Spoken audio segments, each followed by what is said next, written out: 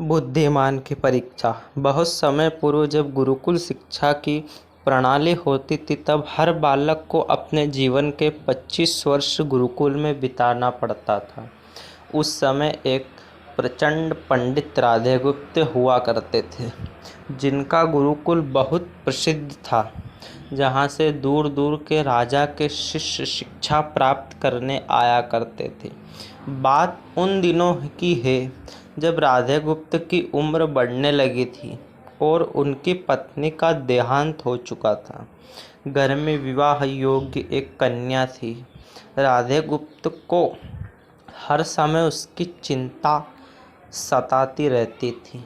वह उसका विवाह एक योग्य व्यक्ति से करना चाहते थे, जिसके पास संपत्ति भले ना हो, पर वह कर्म हो जो किन्हीं भी परिस्थिति में उनकी बेटी को खुश रखे और उचित समय पर उचित निर्णय ले सके। एक दिन उसके मस्तिष्क में एक ख्याल आया और उन्होंने इस परेशानी का हल सोचा कि क्यों ना वे अपने खुद के शिष्यों में से ही योग्य वर की तलाश करें। उससे बेहतर उनकी बेटी के लिए और क्या हो सकता है। इस कार्य के लिए उन्होंने बुद्धिमान की परीक्षा का निर्णय लिया और सभी शिष्यों को एकत्रित किया। राधेगुप्त ने सभी से कहा कि वे एक परीक्षा आयोजित करना चाहते हैं, जिसमें सभी की बुद्धिमानी का परिचय होगा। उन्होंने सभी से कहा कि उन्हें अपने पुत्री के विवाह की चिंता है, जिसके लिए उनके पास पर्याप्त धन नहीं है। इसलिए वे चाहते हैं कि उनके शिष्य विवाह के लिए लगने वाली सभी सामग्री कैसे भी करके एकत्रित करें, भले उसके लिए उन्हें चोरी का रास्ता चुनना पड़े, लेकिन उन्हें चोरी करता कोई भी देख ना सके। इसी एक शर्त का पालन सभी को करना है। अगले दिन से सभी शिष्य कार्य में जुट गए। रोजाना कोई ना कोई तरह तरह की वस्तु चोरी कर लाता और राधेगुप्त को दे देता। राधागुप्त उन्हें एक विशेष स्थान पर रख देते, क्योंकि परीक्षा के बाद यह सभी वस्तुएं उनके मालिक को वापस करना जरूरी था, क्योंकि वे अपने शिष्य को सही ज्ञान देना चाहते थे।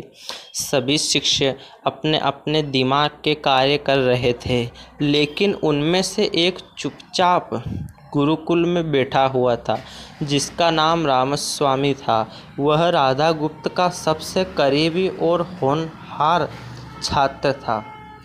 उसके ऐसा बैठे देख राधागुप्त ने कारण पूछा। तब रामस्वामी ने बताया कि आपने परीक्षा की शर्त के रूप में कहा था कि चोरी करते वक्त इसे कोई न देख सके। इस प्रकार अगर हम अकेले में भी चोरी करते हैं, तब भी हमारी अंतरात्मा उसे देख रही है। हम खुद से उसे नहीं छिपा सकते। इसका अर्थ यह है कि चोरी करना व्यर्थ है।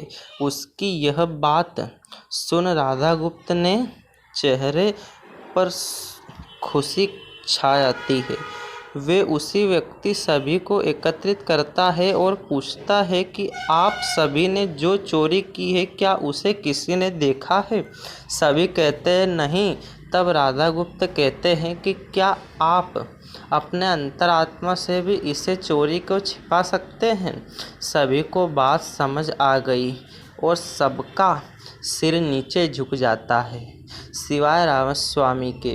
राधागुप्त रामस्वामी को बुद्धिमान की परीक्षा में अव्वल पाते हैं और सभी के सामने कहते हैं कि यह परीक्षा में पुत्री के लिए उचित वर तलाश के लिए रखी गई थी।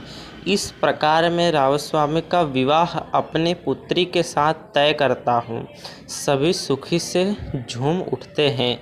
साथ ही चुराई हुई हर एक वस्तु को उनके मालिक को वापस विनम्रता से सभी से क्षमा मांग के कहानी की शिक्षा हमें मांगते हैं। बुद्धिमान की परीक्षा से यह शिक्षा मिलती है कि कोई भी कार्य अंतर्मन से छिपा नहीं रहता और अंतर्मन ही मनुष्य को सही राह दिखाता है।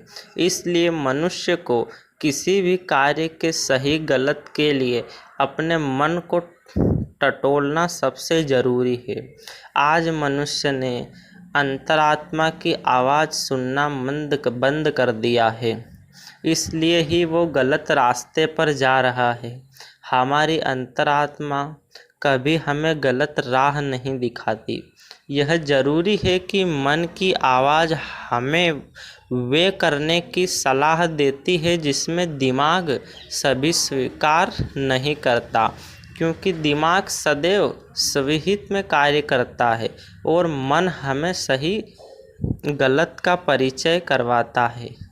यह सही गलत का परिचय ही हमें सदैव बुराई से दूर रखता है। किसी भी कार्य के पहले हमें मन की आवाज़ जरूर सुनना चाहिए। इस परीक्षा के जरिए राधा गुप्त ने अपनी पुत्री के लिए एक उचित वर की तलाश लिया और शिष्यों को जीवन का अमूल्य ज्ञान दिया। आज के वर्ष में कोई भी शिष्य एवं शिक्षण पद्धति मनुष्य को धन कमाने तक का ही ज्ञान देती है। एक बालक का सर्वांगीण विकास कहीं न कहीं गुप्त हो चुका है। आज का मनुष्य केवल बड़े होकर एक धनवान व्यक्ति बनने का ही ज्ञान विद्याओं में लगाता है। उस बालक को सही गलत का बोध कराने का दायित्व कोई भी नहीं लेता, क्योंकि उसके माता पिता भी आज के दौर में बस पैसा कमाने में लगे रहते हैं और शिक्षक भी केवल किताब ज्ञान देकर अपने दायित्व में मुख मोड़ लेता है। ऐसे में यह छोटी छोटी कहानियाँ व्यक्ति को सही गलत सिखाने में अहम भूमिका निभाती है, लेकिन आजकल इसके लिए भी वक्त मिलता मुश्किल है। यह एक गंभीर समस्या है जिसके फलस्वरूप आज के बच्चे आसानी से गलत राह पर चलने लगते हैं और उन्हें इसका भान तब होता है जब वे पूरी तरह ग्रस्त हो जाते हैं। अतः जरूरी है कि हम सभी आज की पीढ़ी में ज्ञानवर्धक बातें भी